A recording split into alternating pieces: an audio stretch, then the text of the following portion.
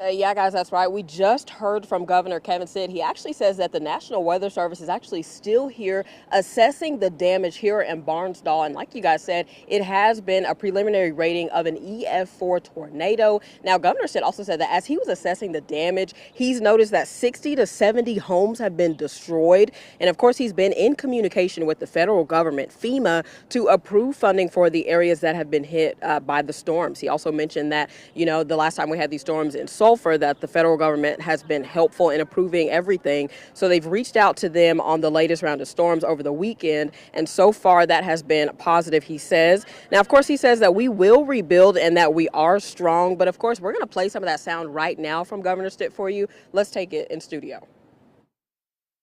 Just thank the Lord that it wasn't worse, and this community is resilient. We're here as a state to help them rebuild their community.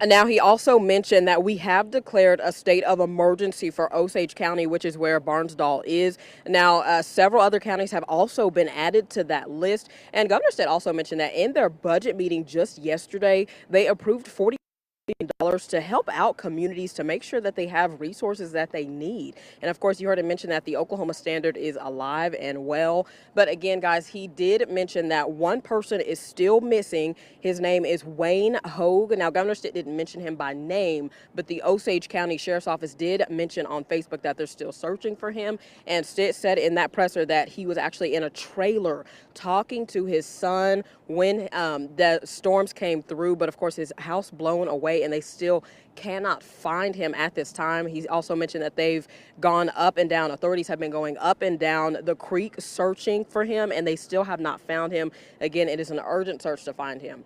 Now, Governor Stitt also mentioned to us a story of a family of 3 that were inside a home, and now only the foundation is left, but that family is okay. The mother just went through a surgery. But guys, he said that is just some of the damage right now in Barnsdall. And of course, we know now that this tornado has been rated an EF4 tornado. Right now, this community really just needs prayers. And of course, they said if you are wanting to volunteer, some of the areas of damage have not yet been opened up to the community unless you live in that area. But they say if you do want to volunteer or help out in any way, you can actually bring donations here at the Barnsdall High School and drop them off there.